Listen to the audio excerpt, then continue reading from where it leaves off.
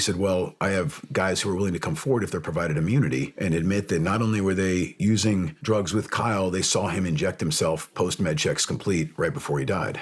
So we said, well, the next question was, wait a minute, you sent Naval Special Warfare an email about that last September while I was preparing for MASP? Because nobody clued us in that we had a line of exculpatory information that we should pursue in our defense. That's a violation of due process rights.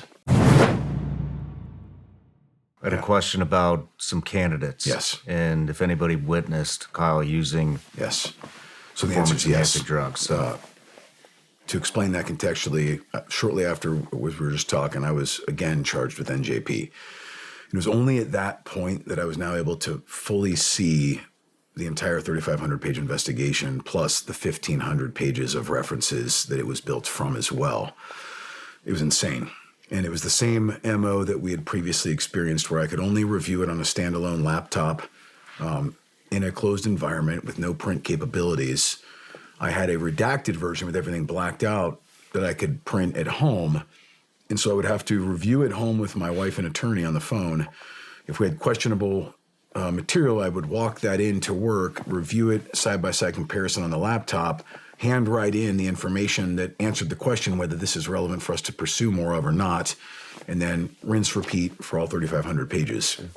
Keep in mind our first redacted copy we got from the press. Right. That's right. It online. So very frustrating effort. One of the first things I learned once I started reading everything was I came across that original NCIS investigation that started when I was still in the command seat. I finally had access to that.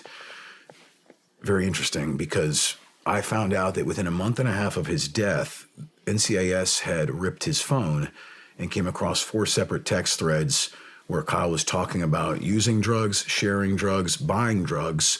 Can I get the contact info for a drug dealer and then contact with that drug dealer about purchase and exchange of money for goods? What was that on? His phone that NCIS had ripped within a month and a half of his death. And that was in the investigation? This was in the NCIS investigation that I was now able to finally see in the fall of 23. Is that the same investigation as the 3,500-page report? No, that's just a referenced investigation inside the 3,500-page report. Okay. The NCIS criminal investigation. It's buried within and hidden and obscured. So I thought that was very strange. We had basically confessional. We actually had Kyle on a text thread saying he had a bad reaction to his injection site in his buttocks from apparently a bad batch of tea, indicating he may have gotten a bad batch of testosterone, and basically a confessional saying he'd injected it himself. What's interesting about that also is we found out through this, and I'm getting to your question, no one ever tested the contents of the vials for any kind of contaminants, even with that information. So we don't know what he could have contaminated himself with. When I later told the FBI and the DEA about that, they said, what about the fentanyl crisis across the United States? Did anyone think of that? I said, well, that's a good question. You should ask somebody else. But all I know is they didn't bother testing the vials. So we had now confessional text threads of injecting with other people and the purchase of drugs. It took me about 5 minutes to realize, well, hang on a second. Let me run those names through my student database and come to find out 3 of those 4 text threads were with other candidates that were serving underneath my command.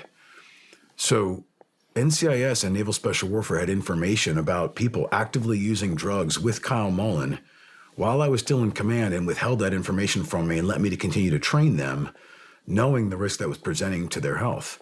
Never disclosed it to me. I did another database search. One of them graduated and is now a SEAL at SEAL Team 7. So I asked my successor, hey, did anyone fill you in that you were training a guy who confessed to using drugs and buying drugs and sharing drugs in text threads with Kyle Mullen? No. So we were allowed to accept blind risk. While the narrative was, we care very much about these and we want to stop this problem, but you had direct evidence within a month and a half of his death and everyone ignored it. Mm-hmm. No follow-up questions by NCIS for any of those people, even though we had their names, phone numbers, everything. I double-checked the NETSI investigation. Did anyone bother to question any of those guys? Not one. Only one of them was questioned at one point. It was before they discovered the text threads about him.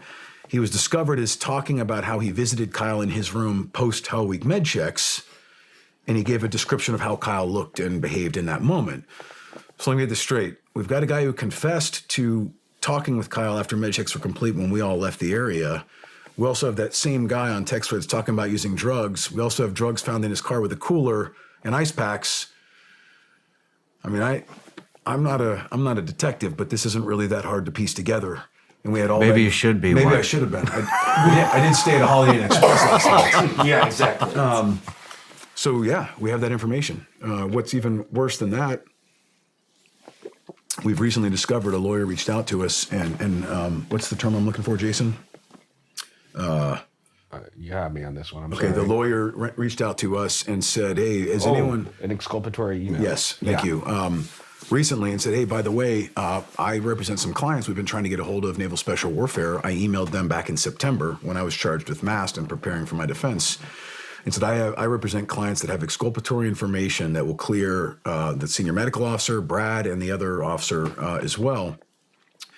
So Jason reached out to him, said, "What's this exculpatory information?" He said, "Well, I have guys who are willing to come forward if they're provided immunity and admit that not only were they using drugs with Kyle, they saw him inject himself post-med checks complete right before he died." So we said, well, the next question was, wait a minute, you sent Naval Special Warfare an email about that last September while I was preparing for MAST? Because nobody clued us in that we had a line of exculpatory information that we should pursue in our defense. That's a violation of due process rights.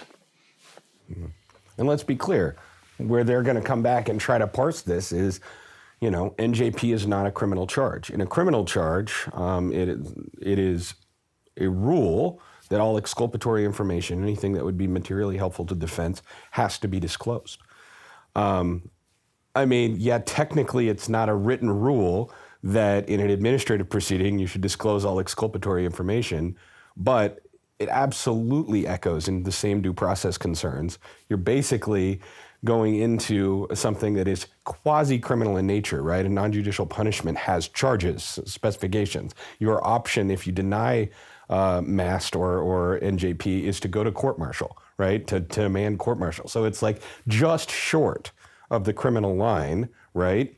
And here they are holding an exculpatory piece of evidence and just failing to disclose it to us in any way, let alone rescope some of the investigation, let alone start inquiring as to areas that would clear Captain Gary, right? Other things we discovered. Yeah, I was just going to say, but talk about accountability and talk about leadership. Right. You still have the big Navy narrative, right? You still have the big Navy narrative, which is performance-enhancing drugs had nothing to do with his death. We have to look for a scapegoat for this. Right. So they have access to all this information at the highest levels. It's all out there, even before these guys do, let alone that. That's one of the pieces of this that bothers me the most, is they knew that. And they're allowing a false narrative. They're allowing him to catch the blame. They're allowing his cadre to catch the blame when they have access to all this information. Other things we discovered in those references for their total in 5,000 pages of material here, they referenced that initial investigation that we showed through our rebuttal that was false testimony and fabricated evidence, and they had said my rebuttal was edifying. Here's what's interesting. They included the investigation we showed was false.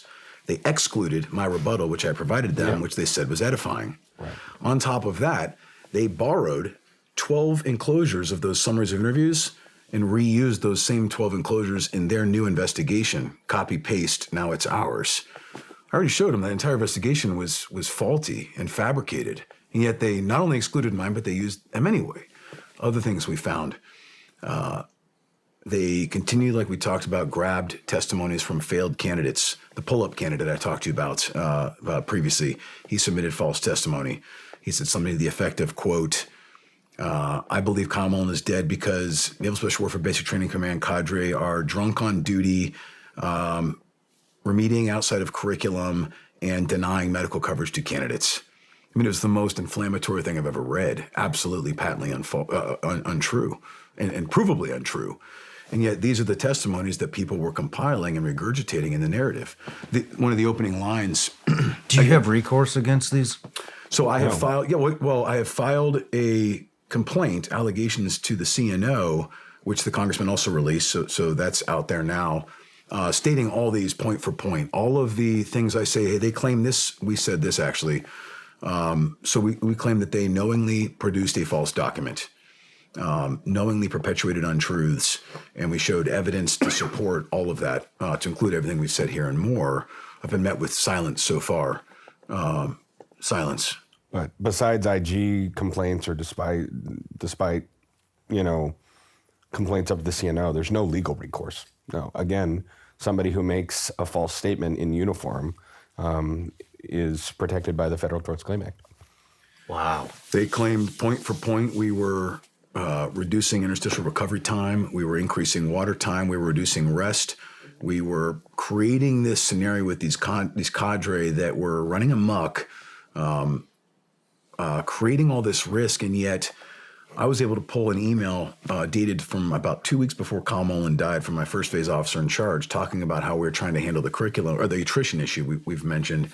And it point for point contradicted exactly what the NETSI report said. He said, hey, sir, by the way, I've given candidates an extra 30 minutes per meal of total rest time.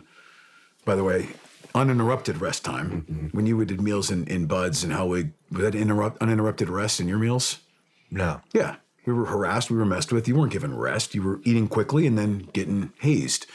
So they had an extra 2 hours per day, 30 minutes per meal of rest than any of us had in our generations. He said, I moved a night swim from pre-Hell week to post-Hell week to reduce water time. I've canceled some of our water immersion events just to reduce the risk of SIPE and more attrition. I've mandated heads on beds at a certain time every single night to ensure they're getting enough rest. Did you have heads on beds time before Hell week? Yeah, no. Neither did I. No. And there were a couple other quantitative and measurable things he did. All official records, official traffic, emails sent to me and I sent up to my boss. All easy to access. Took me 5 minutes to find them. Just like it took me 5 minutes to find the text threads were candidates of mine as well that nobody ever followed up on. And yet, point for point, they claim the opposite with 3,500 pages of rumors, conjecture, an echo chamber of failed candidates who like to throw mud at BTC. All of it is hard evidence. I can show contradicts every assertion they made. They claimed we never did an annual high-risk training safety review. Turns out we did. You were wrong. If that was the only error in the investigation, I would assume maybe that was innocent and unintentional, but in fact, the trend line shows pretty consistent bias here. I found one testimony of a candidate who I didn't recognize the story. I start digging, pull his name in our database, and realize he was dropped from my successor before I ever took command. So you included a testimony from someone that never even served under me as evidence that I was a derelict and negligent commanding officer. No matter where you're watching Shawn Ryan Show from, if you get anything out of this, please like, comment, subscribe, and most importantly, share this everywhere you possibly can. And if you're feeling extra generous, please leave us a review on Apple and Spotify podcasts.